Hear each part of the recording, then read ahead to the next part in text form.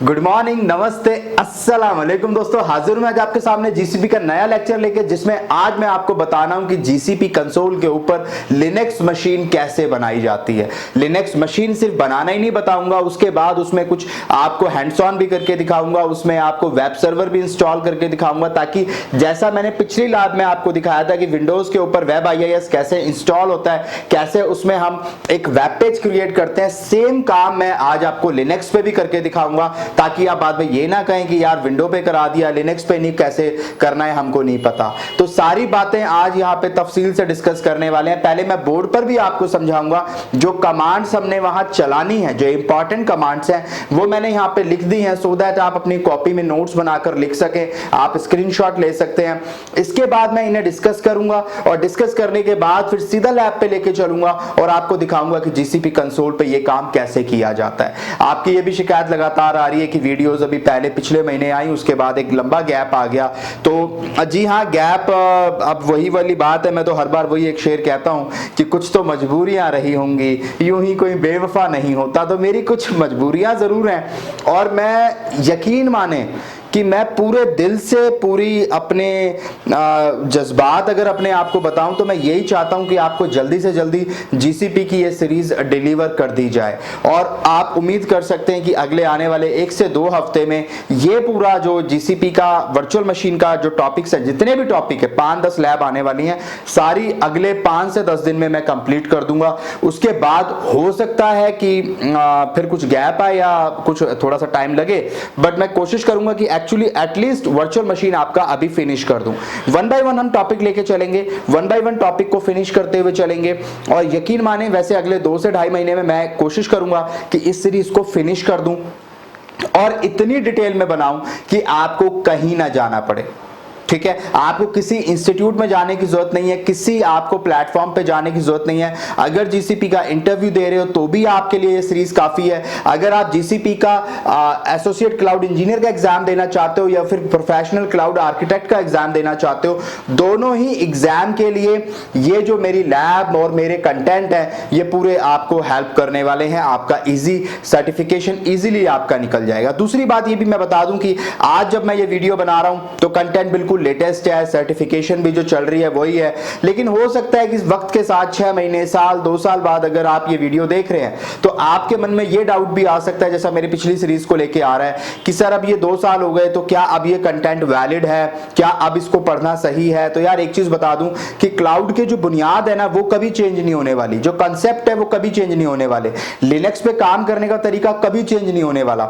सिर्फ चेंज क्या होता है, थोड़ा बहुत कंसोल में ऑप्शन इधर उधर हो जाते हैं, ऑप्शन को हटा के दूसरी जगह शिफ्ट कर दिया जाता है, वो ऑप्शन फिर कहीं और दिखता है, इतना फर्क हो सकता है। बट कभी भी टॉपिक्स, लैब्स या आपका जो कंटेंट है वो कभी आउटडेटेड नहीं होता है। तो मेरी सिर्फ इसी सीरीज के लिए नहीं, अगर पिछली सीरीज के लिए भी आपके माइंड में कोई डाउट आ रहा है AWS, Azure या DevOps, तो याद रखिएगा लैब में थोड़े बहुत चेंजेस होते रहते हैं, हर सॉफ्टवेयर में, हर टूल में होते हैं, बट कंटेंट, उसके टॉपिक, उसका जो बुनियाद है वो हमेशा सेम रहती है। तो आप उसको जरूर पढ़िए। बहुत मेहनत से वो कंटेंट बनाया जाता है, सालों लग जाते हैं किसी अच्छे कंटेंट को तैयार करने में, बहुत मेहनत की होती है उसके पीछे।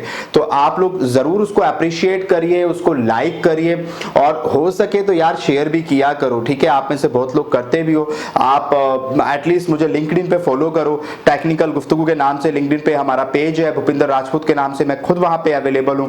मुझे कनेक्ट हो जाइए, मेरे साथ फॉलो कर लीजिए और मुझे टैग करिए, आप मेरी वीडियो वहां पे शेयर करिए, ज्यादा से ज्यादा लोगों को बताइए कि भाई ये एक चैनल है जहां सब कुछ फ्री में है, आपसे बंदा कोई पैसे नहीं ले रहा या ये नहीं कह रहा कि 4 लेक्चर पढ़ो फिर मेरे को पैसे दो आगे का पढ़ने के लिए। मेरी कोशिश है कि मैं सब कुछ फ्री में आपको अवेलेबल करा दूं। चले, मैं अब ज्यादा बात नहीं करूंगा।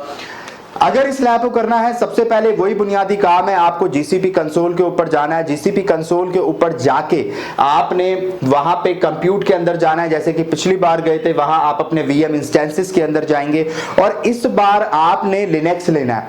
वो बाय डिफॉल्ट होता है, डेबियन 11 वहां पे बाय डिफॉल्ट आपको मिलेगा। अगर आप कुछ भी नहीं करोगे ना, आप क्रिएट इंस्टेंस करोगे, आप सिंपल वहां पे इंस्टेंस का नाम दे दो, रीजन सेलेक्ट कर लो और नीचे लास्ट ऑप्शन क्रिएट कर दो, तो भी Debian 11 he by default install हो जाएगा।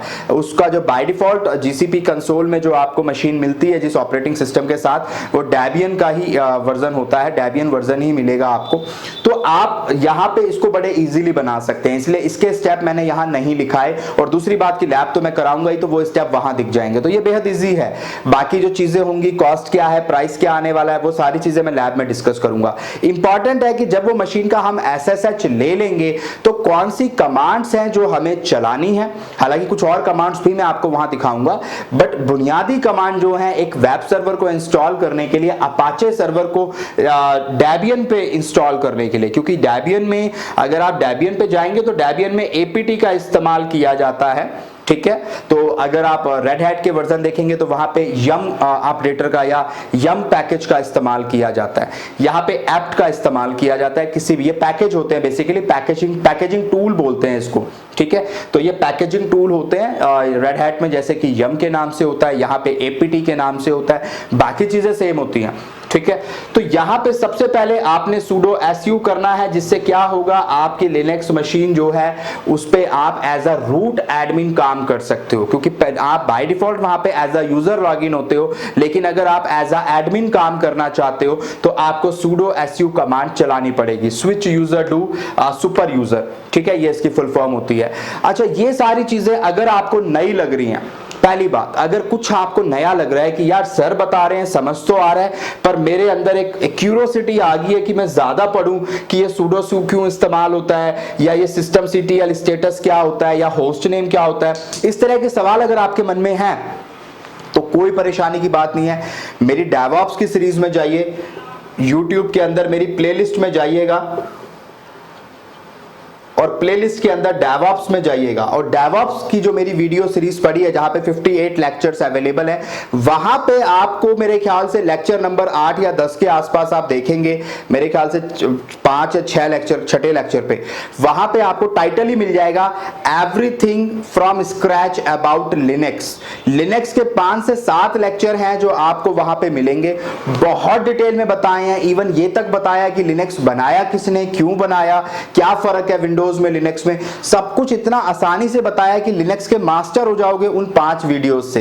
तो अगर ये चीजें नई लग रही हैं आपको, तो मैं सजेस्ट करूंगा इस वीडियो को देखने के बाद, मेरी जो वीडियो ये वाली आप देख रहे हो, इसके बाद वो डेवऑप्स के अंदर जो लिनक्स के वीडियो हैं मेरे, वो आप जरूर देखिएगा। मैंने वो 5-7 लेक्चर बनाए हैं, लेकिन यकीन माने ऐसे बनाए हैं कि मैंने उसमें अपनी पूरी ताकत झोंक दी है आपको समझाने के लिए कि आप 5 से 6 लेक्चर के बाद कॉन्फिडेंटली कह सको कि बॉस लिनक्स में कुछ भी पूछ लो, इस तरह का लेवल आपका हो जाएगा।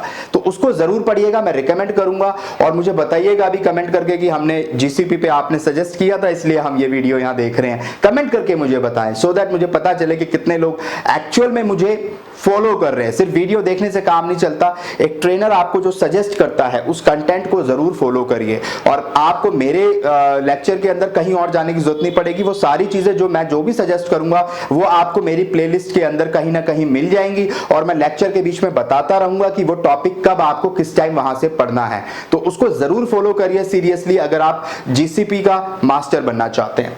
तो यहां पे आप apt update -y का इस्तेमाल करेंगे। इससे क्या होगा कि जो लिनक्स मशीन मेरा जो डिस्ट्रीब्यूशन है डेबियन का, उसमें जितने भी पैकेजेस अभी अपडेट नहीं है, जैसे आपका एंड्रॉइड का मोबाइल होता है, आप प्ले स्टोर में जाते हैं, उस पर देखते हैं कि मेरी 10 एप्लीकेशन अपडेटेड के लिए आ रखी है, उसे अपडेट करना है, तो आप तुरंत से अपडेट ऑल करते हो और सारी एप्लीकेशंस आपकी अप टू डेट हो जाती हैं। सेम यहां पर होता है, आपको बस अपडेट की कमांड चलानी है। -y लगाया जाता है कि बीच में अगर कहीं भी आपसे ये पूछे कि यस करना है कि नो करना है, तो वो बाय डिफॉल्ट यस कर दे। इसके लिए हमेशा हम -y लगाते हैं ताकि बीच में हमें यस के लिए टाइप ना करना पड़े। तो आप apt update -y करेंगे, अपने आप सारे पैकेजेस, आपकी मशीन में जितने पैकेजेस हैं सारे ये अपडेट कर देगा विद इन 30 सेकंड और 40 सेकंड। उसके बाद आपने उसमें अपाचे इंस्टॉल करना है। ये पैकेज ऑलरेडी होता है लिनक्स में, आपको बस इंस्टॉल करना होता है। लिनक्स डिस्ट्रीब्यूशन जो होते हैं ना, बहुत पावरफुल डिस्ट्रीब्यूशंस होते हैं, वहां पे बहुत सारी चीजें बाय डिफॉल्ट हैं, डॉकर हो गया, अपाचे सर्वर हो गया, इंजन हो गया, इस तरह की चीजें ऑलरेडी होती हैं। नहीं होती हैं तो वो फैच करके ले आता है, आपको बस उन्हें बताना होता है कि कहां से लेकर आना है। तो ये बड़ा लिनक्स जो है, जब आप इस पे काम करना शुरू करेंगे तो आपको ये विंडो से भी ज्यादा बढ़िया लगने लगेगा। रीजन ये कि फास्ट बहुत है, विंडो में टाइम लगता है जिस इंस्टॉलेशन में, वो यहाँ पे सेकंडों में हो जाती है। तो आप यहाँ पे apt इंस्टॉल अपाचे 2 करेंगे, -y लगाएंगे ताकि वो यस ले ले बीच में। ये करते ही अपाचे इंस्टॉल हो जाएगा। वेरीफाई करने के लिए हम अपाचे 2 -वर्जन लिखेंगे, तो ऐसा करने से वो हमें एक वर्जन देगा जिससे हमें ये पता चलेगा कि हाँ अपाचे हमारे मशीन पे इंस्टॉल हो चुका है। तो उसे वेरीफाई करने का, किसी भी सॉफ्टवेयर को वेरीफाई करने का तरीका होता है, उसका नाम लिख के -वर्जन लिख दो। अगर वो वर्जन दिखा रहा है इसका मतलब है तभी तो वो वर्जन बता पा रहा है। तो सिंपल सी बात है कि वो सॉफ्टवेयर इंस्टॉल हो गया है। उसके बाद आपने चेक करना है उसका स्टेटस। स्टेटस इसलिए चेक करना पड़ता है अपाचे सर्वर का कि अगर ये इनएक्टिव है तो फिर वो आपको नजर ही नहीं आएगा, आपको आपका वेब पेज ही नजर नहीं आएगा। तो यहां पे स्टेटस अपाचे 2 लिखना है। जैसे ही आप ये लिखेंगे आपको आउटपुट में दिखेगा एक्टिव, ग्रीन कलर से आपको नजर आएगा एक्टिव। इसका मतलब क्या है कि ये अपाचे सर्वर ना सिर्फ इंस्टॉल हुआ है, वो स्टार्ट होकर एक्टिव स्टेट में भी है, यानी कि वो प्रॉपरली काम कर रहा है। ठीक है, ये कुछ ऐसा है कि आपने मोबाइल तो आपके पास है लेकिन मोबाइल स्टार्ट नहीं है, मोबाइल स्विच ऑफ है, तो फिर कॉल आएगी नहीं उस पर अगर कोई कॉल करेगा। तो यहां पर भी अपाचे इंस्टॉल होने से काम नहीं चलेगा, उसको एक्टिव करना जरूरी है ताकि वहां पे अगर मैं कोई रिक्वेस्ट भेजूं, मैं उस वेब पेज को एक्सेस करना चाहूं जो अपाचे पे चल रहा है, तो मुझे वो दिखे, उसके लिए उसका एक्टिव होना जरूरी है। तो आप ये चेक करेंगे। ये चेक करने के बाद होस्ट नेम होता है जनरली उस सर्वर का आईपी चेक करने के लिए, लेकिन हमारे केस में जब हम इसका यहाँ पे होस्ट नेम -i करके इसकी आईपी चेक करने की कोशिश करेंगे तो हमें जो आईपी मिलेगी वो प्राइवेट आईपी मिलेगी। ठीक है, और प्राइवेट आईपी का हमें कोई काम है नहीं, क्योंकि हम गूगल के ब्राउजर पे, गूगल क्रोम पे या किसी भी ब्राउजर पे हम जब उसे सर्च करेंगे तो हमें जरूरत होती है पब्लिक आईपी की। हालांकि पब्लिक आईपी यहाँ भी आइडेंटिफाई की जा सकती है, बट उतना दिमाग अभी लगाने की जरूरत नहीं है, धीरे धीरे सीखेंगे। सिंपल सा चल के आप अपने कंसोल पे जाइएगा, मैं आपको लैब में दिखाऊंगा, पब्लिक आईपी वहां से कॉपी करिएगा, गूगल क्रोम पे जाके पेस्ट कर दीजिएगा, यूआरएल वाली जगह में उसको पेस्ट करना है। आपको अपाचे का एक डिफॉल्ट पेज नजर आएगा जिसपे आपको दिखेगा अपाचे 2 वेब पेज, ऐसे कुछ करके आपको वहां दिखेगा। तो ये आपको वहां नजर आएगा। अब वो एक डिफॉल्ट वेब पेज है जो हमें नजर आ गया, इसका मतलब हमारी लैब सक्सेसफुल हो गई, हमने काम कर लिया, हमने वहां पे वेब पेज इंस्टॉल कर दिया। अब बाकी का काम डेवलपर का होता है, जो वेबसाइट डेवलप करता है उसको वो पूरे का पूरा कंटेंट हमें देगा, वो लिनक्स में हम एज इट इज वहां पे पुट कर देंगे। लेकिन फिर भी टेस्टिंग के लिए अगर मैं आपसे कहूं कि छोटा मोटा कुछ एडिट करके हमें भी देखना है कि ये वेब पेज में मैं एडिटिंग कर पा रहा हूं कि नहीं कर पा रहा हूं, और वो चेंजेस मुझे वेब पेज पे तुरंत नजर आ रहे हैं कि नहीं आ रहे हैं, तो उसके लिए आप क्या कर सकते हैं, आप जाके जो आपका ये जो पेज, जो भी डिफॉल्ट पेज आपको वेबसाइट पे नजर आएगा, जो भी गूगल ब्राउजर पे नजर आएगा, आप उस डिफॉल्ट वेब पेज को एडिट कर सकते हैं। उसका पाथ होता है ये डिफॉल्ट होता है, ये आपको हर जगह रेड हैट के डिस्ट्रीब्यूशन में जाओगे वहां भी यही पाथ मिलेगा, डेबियन के डिस्ट्रीब्यूशन में आओगे यहां भी यही पाथ मिलेगा, /www/html/ उस फाइल का नाम, ये आपने करना है। VI मैंने क्यों लगाया, because VI is a editor. ये सारी चीजें मैंने अपने डेवऑप्स के प्लेलिस्ट में बताई हैं, तो उसको जरूर पढ़िएगा लिनक्स के वीडियोस को। तो VI मैंने लगाया ताकि मैं इस फाइल में, जो ये फाइल है index.html, इसके अंदर जो कुछ लिखा है मैं उसे एडिट कर पाऊं। तो मैं VI के थ्रू इस फाइल को ओपन करूंगा। ओपन करने के बाद कुछ भी उसमें चेंजेस करने के लिए आपको सबसे पहले I प्रेस करना पड़ता है। ये छोटी छोटी बातें इसलिए बता रहा हूं क्योंकि आप में से बहुत सारे लोग होंगे जो नॉन टेक्निकल होंगे, जिन्होंने लिनक्स पढ़ा नहीं है अभी तक, फिर भी ये वीडियो देख रहे हैं, तो उनके लिए मैं बता रहा हूं कि अगर आप VI करके काम करते हो तो आपको पहले I प्रेस करना पड़ता है कीबोर्ड का, तो आप उसमें चेंजेस कर पाओगे। इंसर्ट लिखा आएगा नीचे, इसका मतलब अब आप चेंजेस कर सकते हो। वहां जाके कुछ चेंजेस कर लो, कुछ छोटे मोटे नाम बदल दो, कुछ भी वहां पे डाल दो, टेक्निकल गुफ्तगू डाल दो। उसके बाद आप उसको एस्केप दबाइए, कीबोर्ड का लास्ट में जो टॉप पे एस्केप बटन होता है उसको प्रेस करिए, फिर आप यहां पे कॉलन प्रेस करिए और स्मॉल लेटर्स में ही WQ लिखकर आप बाहर आ जाएं। उससे क्या होगा, ये सेव एंड क्विट कर देगा। ठीक है, आपने जो लिखा है उसको सेव करके क्विट कर देगा। तो ऐसा करने से जो भी आपने चेंजेस किए वो उसमें अपडेट हो जाएंगे। उसके बाद अब दोबारा आप गूगल क्रोम पे आइए, दोबारा उस आईपी को सर्च करिए और चेक करिए जो भी चेंजेस आपने करे हैं वो इंस्टेंटली आपको वहां पे नजर आएंगे। आपने जो मैसेज उसमें एडिट करके डाला होगा वो आपको वेब पेज पे नजर आएगा। और ये सिर्फ आपको नजर नहीं आ रहा, उस आईपी को आप एक काम करिएगा, अपने जो व्हाट्सएप पे दोस्त हैं, चाहे वो अमेरिका में रहते हैं, चाहे वो दुबई में रहते हैं, चाहे वो इंडिया में रहते हैं, चाहे वो इंग्लैंड में रहते हैं, चाहे वो न्यूजीलैंड में रहते हैं, कहीं भी रहते हैं, उसको व्हाट्सएप पे उस आईपी को भेजना और बोलना यार इसको जरा ओपन करके देख तो तेरे को क्या दिख रहा है। सेम चीज दिखेगी उसको, सेम मैसेज उसको दिखेगा, सेम वेब पेज दिखेगा। यानी आपने एक ऐसा वेब सर्वर बना दिया जो पूरी दुनिया में ग्लोबली अवेलेबल है, वो आईपी पे प्रॉपर दिख रहा है, प्रॉपर चल रहा है। कोई भी दुनिया में बंदा उसको अगर चलाएगा उस टाइम पे उसको वो नजर आएगा। तो ये दिलचस्प लैब अब हम करने वाले हैं। आई होप कॉन्सेप्ट आपको क्लियर हो गया होगा। अब ज्यादा टाइम जाया नहीं करते, चलते हैं सीधा लैब की तरफ और देखते हैं कि ये लैब कैसे होगी।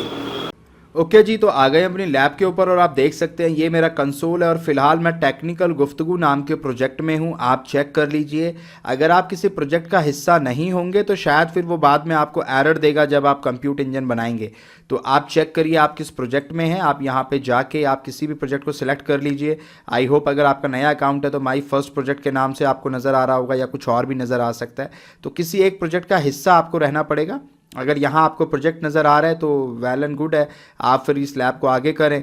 यहाँ पे आपको क्लिक करना है इस हैमबर्गर मेन्यू पे और यहाँ जब आप नीचे आएंगे तो कंप्यूट इंजन आपको ऑप्शन नज़र आएगा। ये सारी चीज़ें आपको पता है बट फिर भी मैं बार बार बताता हूँ ताकि आपको रट जाएं। यहाँ पे आपको वीएम इंस्टेंसेस का ऑप्शन दिखेगा, इस पर आपको क्लिक करना है। यहाँ पे आप देख सकते हैं आपके पास क्रिएट इंस्टेंस का ऑप्शन है, आपको इस ऑप्शन पे क्लिक करना है।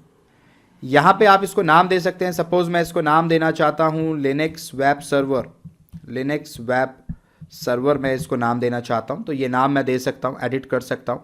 अगर मैं इसको कोई टैग देना चाहता हूँ तो यहाँ पे लेबल लगा सकता हूँ, जैसे कि मैं एक लेबल लगा देता हूँ ऑर्गेनाइजेशन का और ऑर्गेनाइजेशन के नाम में मैं दे देता हूँ टेक्निकल गुफ्तगू। तो मैं इस तरीके का एक टैग लगा सकता हूँ जिससे पता चले कि जो सर्वर है वो मेरे टेक्निकल गुफ्तगू का है।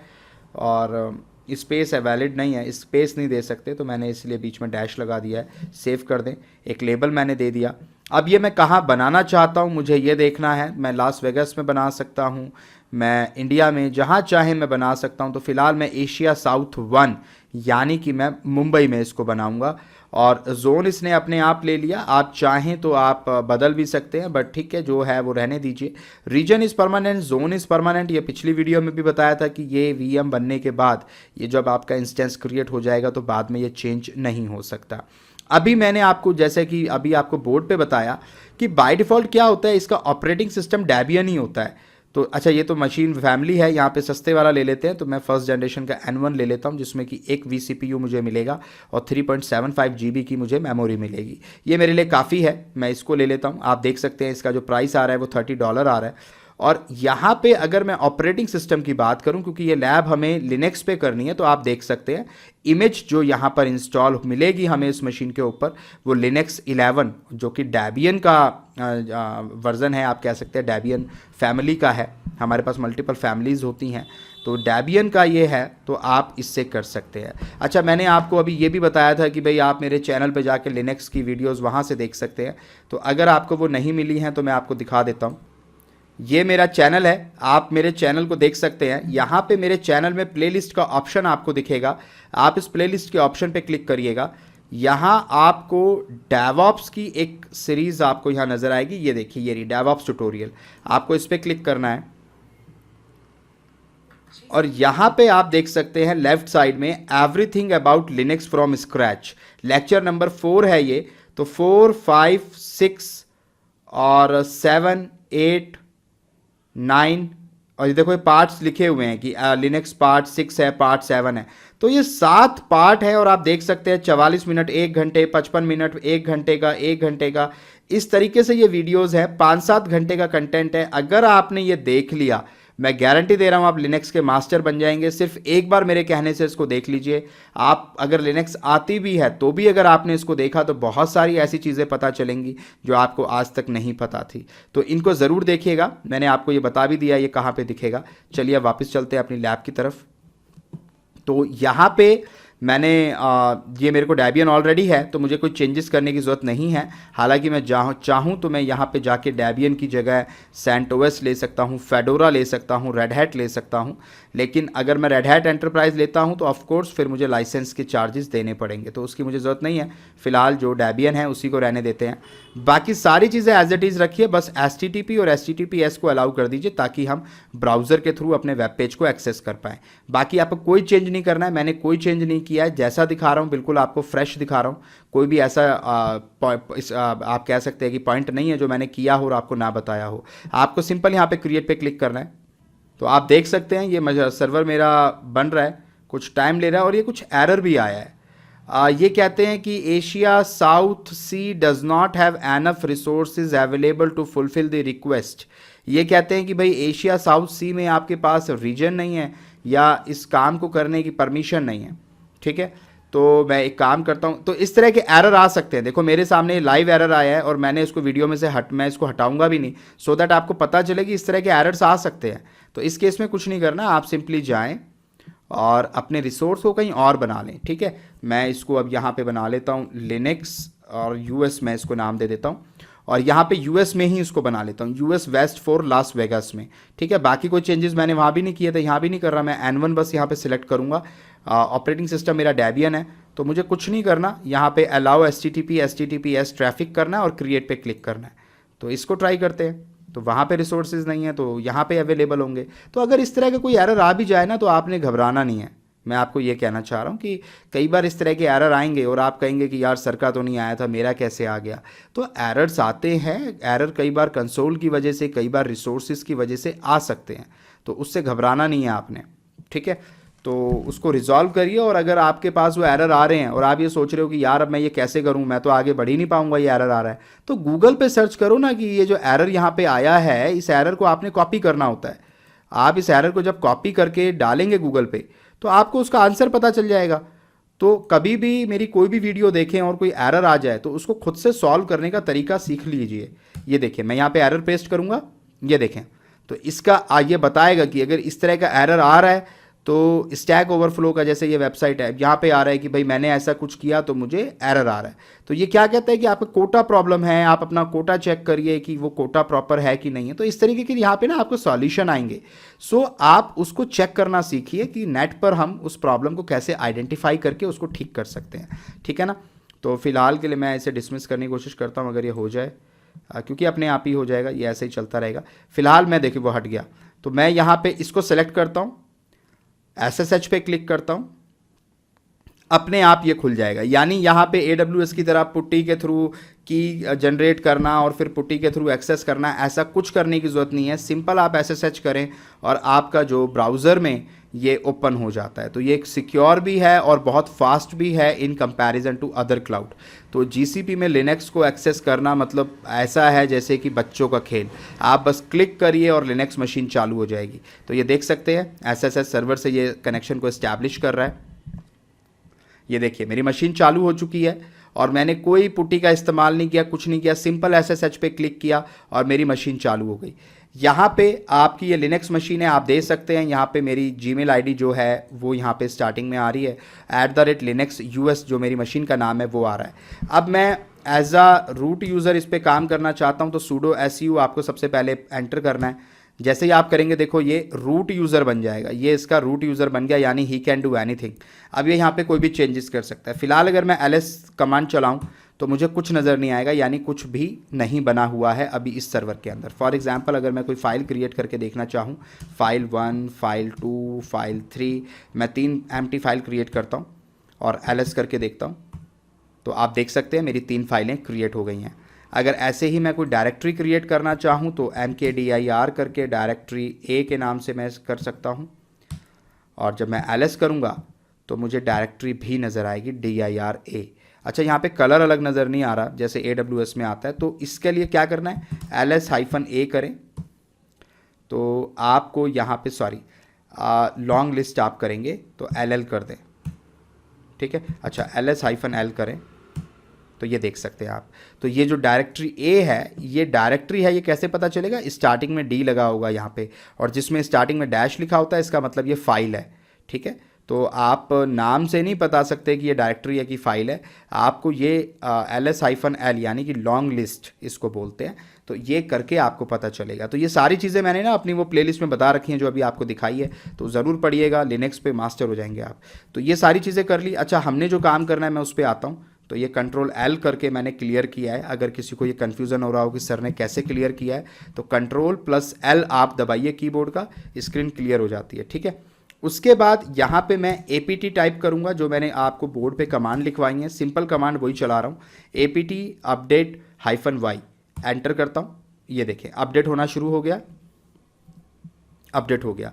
यहाँ पे आप देख सकते हैं बहुत कुछ अपडेट हुआ है। डेबियन में सिक्योरिटी अपडेट हुई है, क्लाउड SD की अपडेट हुआ है, ठीक है ना, बुल्स आई के, ये डेबियन के जो भी पोर्ट्स अपडेट किए हैं इन्होंने, ठीक है, आप देख सकते हैं। तो सब कुछ अपडेट हो गया है। उसके बाद आप कंट्रोल L करें, क्लियर कर लें इसको। अब आप यहाँ पे इंस्टॉल करें एप्ट इंस्टॉल अपाचे 2 और -y भी लगा देता हूँ ताकि बार बार ना करना पड़े। अच्छा, अगर आप देखना चाहते हैं ना -y लगाने से ना लगाने से क्या होगा, देखो मैं एंटर करता हूँ तो ये मेरे को बीच में देखो येस और नो पूछने लगा ना, अब मेरे को y प्रेस करना पड़ेगा। तो इससे बचने के लिए मैं वहाँ पे -y लगा रहा था। एंटर करते हैं, ये देखो अब ये हो गया। ठीक है, तो ये मेरा इंस्टॉल हो रहा है अपाचे। आप देख सकते हैं इसमें बहुत कुछ इंस्टॉल होता है जब ये इंस्टॉल हो रहा होता है, आप ये सारा पढ़ सकते हैं एक बार। ठीक है, तो चलें जी, ये इंस्टॉल हो गया, कंट्रोल L करें। अब उसके बाद अगर मैं देखना चाहता हूँ कि इंस्टॉल हुआ कि नहीं हुआ, तो मैंने बताया था कि आप इसका वर्जन चेक करके देखें। तो अगर वर्जन नज़र आ रहा है इसका मतलब ये इंस्टॉल हुआ है। आप देख सकते हैं अपाचे का 2.2.4.53 डेबियन वर्जन यहाँ पे है। सर्वर बिल्ट भी आ रहा है, कब हुआ है क्या हुआ है सब कुछ दिखा रहा है, तो बहुत बढ़िया बात है। अब ये सारा कुछ होने के बाद आपने क्या करना है, आपने यहाँ पे इसका स्टेटस चेक करना है। मैंने आपको कमांड लिखा रखी है, तो आप यहाँ पे डालेंगे systemctl, उसके बाद स्टेटस और उसके बाद अपाचे 2। इसका स्टेटस हम देखेंगे तो हमें एक्टिव नज़र आना चाहिए, एंड सी हमें ग्रीन कलर से एक्टिव नज़र आ रहा है, यानी ये परफेक्टली काम कर रहा है। तो हमें कुछ करने की ज़रूरत नहीं है। ये देखो लास्ट में आ भी गया, started the Apache HTTP server, तो वो स्टार्ट हो चुका है, हमें कुछ करने की ज़रूरत नहीं है। ठीक है, अब इसकी अगर मैं प्राइवेट IP चेक करना चाहता हूँ तो होस्ट नेम -i आप लगाएं, तो ये देखें आपको इसकी प्राइवेट IP नज़र आ रही है 10.182.0.7। यही आप अगर कंसोल पे जाके चेक करोगे तो सेम आपको नज़र आएगी। देखिए 10.182.0.7, यानी इसकी जो प्राइवेट IP है इस सर्वर की वो यही है जो हमें वहाँ पे नज़र आ रही है। बट क्योंकि हमें इसे ब्राउज़र से एक्सेस करना है तो हम यहाँ से इसकी पब्लिक IP यहाँ पर होती है, ये एक्सटर्नल IP जो होती है इसको पब्लिक IP कहते हैं। इसे आप कॉपी करें यहाँ से और सिंपली ब्राउज़र में सर्च करें, इस URL में आप इसे सर्च करें यहाँ पे, और जैसे ही आप इसे सर्च करेंगे आपको इस तरीके का एक पेज नज़र आएगा, डिफ़ॉल्ट वेब पेज नज़र आएगा, अपाचे 2 डेबियन डिफ़ॉल्ट पेज, यानी कि हमारा सर्वर चल गया है, सर्वर काम कर रहा है। क्यों? क्योंकि देखो यहाँ पे मैसेज आ रहा है इट वर्क्स, यानी आपका सर्वर का जो होम पेज है, जो डिफ़ॉल्ट पेज है वो चल गया, यानी आपका सर्वर एक्सेसिबल है। अब ये IP आप किसी को भी जाके दो उसको भी नज़र आएगा। ठीक है, आप किसी को भी जाके ये IP एड्रेस दोगे अपने फ्रेंड को व्हाट्सएप पे, उसको भी ये सर्वर नज़र आएगा। अब अगर आप इसमें कुछ चेंजेस करना चाहते हैं जैसा कि मैंने आपको बताया, तो वो चेंजेस आप कैसे कर सकते हैं, मैंने आपको एक फ़ाइल का पाथ बताया था, VI करके आप उसको एडिट कर लो। तो VI एक एडिटर होता है जो फाइल बनाने के भी काम आता है और एडिट करने के भी काम आता है। यहाँ पे आपने /var/www/html/ index.html, ये डिफ़ॉल्ट नेम होता है, इसी नाम से ये इंस्टॉल होती है फाइल सर्वर के अंदर। तो आप इसके अंदर जाएं तो ये देखो मेरे को ना बहुत कुछ लिखा दिख रहा है यहाँ पे। तो सबसे पहले मैं कीबोर्ड का I दबाऊंगा, जैसा कि मैंने आपको बताया। देखो I दबाते इंसर्ट लिख के आ गया, यानी अब मैं इसमें चेंजेस कर सकता हूँ। तो मैं क्या चेंजेस करूँगा, जैसे कि यहाँ पे ना मुझे नज़र आ रहा है Apache 2 Debian default page it works, ये टाइटल नज़र आ रहा है। ये टाइटल कहाँ है मैं आपको दिखाता हूँ, ये देखें मुझे यहाँ पे नज़र आ रहा है ना, इट वर्क्स नज़र आ रहा है ना। तो मैं ये जो है यहाँ पे ये सारी चीज़ें कि ये इसकी कमांड है, मतलब सॉरी इसका पूरा सिंटैक्स है आप कह सकते हो इस वेब पेज का, जो index.html में आपने बनाया है। इसको आप कुछ एडिट कर दो। फॉर एग्ज़ाम्पल आप यहाँ पे डाल दो मैं यहाँ पे डाल देता हूँ टेक्निकल गुफ्तगू, टेक्निकल गुफ्तगू वेब पेज, मैंने ये डाल दिया, ठीक है। और उसके बाद मैं नीचे आता हूँ और नीचे भी एक पेज मुझे मिलेगा, तो आप नीचे आते जाइए।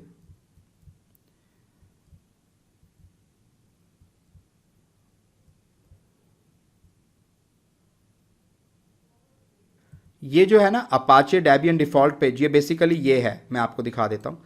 ये लिखा है ना जो अपाचे डेबियन डिफ़ॉल्ट पेज, मैं यहाँ पे कुछ चेंज करके अपना लिख देता हूँ। तो मैं सपोज़ अभी कुछ एडिटिंग करना चाह रहा हूँ, तो मैं इसी एग्जिस्टिंग पेज में एडिट कर रहा हूँ, ठीक है। वैसे मैं इस पूरे को डिलीट करके अपना भी बना सकता हूँ, बट ज़रूरत नहीं है, इसी पे कर लेते हैं, ठीक है। यहाँ पे मैं इसे कर देता हूँ टेक्निकल गुफ्तगू यूट्यूब चैनल, ठीक है। मैं ये यहाँ पे पेस्ट कर देता हूँ, ठीक है। और अब मैं बस एस्केप करके मैं यहाँ पे जो है कॉलन WQ करूँगा, स्मॉल लेटर्स में बाहर आ जाऊँगा, ठीक है। इतना करने के बाद मुझे कुछ नहीं करना, मुझे ब्राउज़र में जाना है। अभी मुझे देखो ये नज़र आ रहा था Apache to Debian default page, मैं रिफ़्रेश करूँ, ये देखिए टेक्निकल गुफ्तगू यूट्यूब चैनल। तो आज इस तरीके से आप अपने वेब पेज पे जो कुछ भी करते हो वो इंस्टेंटली रिफ्लेक्ट होता है, राइट। तो मैंने जो एडिटिंग वहाँ पे की, देखो वो मुझे यहाँ नज़र आ रही है। तो इस तरीके से आप अपने पूरे वेब पेज को एडिट कर सकते हैं, लिनक्स के ऊपर काम कर सकते हैं। तो GCP में ये बहुत आसान है गाइस और बहुत दिलचस्प है। तो आई होप आपको ये लिनक्स पे काम करना भी आ गया होगा और मज़ा आया होगा इस लैब को करने में, ठीक है। ये मेरी पब्लिक IP है, तो आप अपने दोस्तों को इसे भेजिएगा, इस पब्लिक IP को, अपना कुछ लिखने के बाद, और उसके बाद उनसे पूछेगा उन्हें क्या दिख रहा है, वो स्क्रीनशॉट भेजें, तो आपको पता चलेगा कि ये सबको दिख रहा है, ठीक है ना। तो आप ऐसे बना सकते हैं। अच्छा, इसके बाद मैं आपको लास्ट में ये भी बता दूँ इसे डिलीट कैसे करना है, क्योंकि लैब करने के बाद डिलीट ज़रूर कर दिया करो सारी चीज़ें, ताकि आपका बिल ना बने। आपने यहाँ पे जो 3 डॉट दिख रहे हैं इस पर क्लिक करना है, यहाँ डिलीट का ऑप्शन है, इस पर क्लिक करना है, और यहाँ पे आएगा are you sure you want to delete instance Linux US, मैं कहूँगा डिलीट, और ये मेरा डिलीट हो जाएगा। तो मेक श्योर कि लैब करने के बाद इसको डिलीट ज़रूर कर दें। तो चलिए चलते हैं अब अपने बोर्ड की तरफ। आई होप यार आपको लैब समझ आ गई होगी और आपने अच्छे से परफॉर्म भी कर ली होगी, और आपको अब GCP में कॉन्फिडेंस बिल्डअप होने लगा होगा। और नो नीड टू वरी, मैं अभी इसमें बहुत सारी डिटेल वीडियो लेके आने वाला हूँ। इवन मैं ये भी बताऊंगा कि क्लाउड शेल से यही सारी कमांड्स, यही सारी लैब कैसे परफॉर्म करनी है, सब कुछ डिटेल में लेके आऊंगा, नो नीड टू वरी। और एज यूजुअल बात को किसी खूबसूरत शेर के साथ खत्म करते हैं। एक शेर मुझे ये याद आता है, मैंने इंस्टाग्राम पे सुना था कहीं कि वक्त से पहले हादसों से लड़ा हूं मैं, वक्त से पहले हादसों से लड़ा हूं मैं, अपनी उम्र से काफी बड़ा हूं मैं। और बात को इस शेर के साथ खत्म करना चाहूंगा कि सभी जिंदगी के मजे लूटते हैं,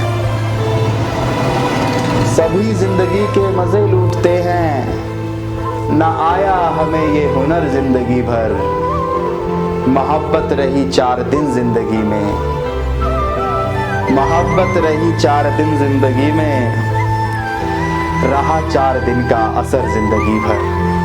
चले बताएंगे कभी। ख्याल रखिए अपना और दुआओं में याद रखिए।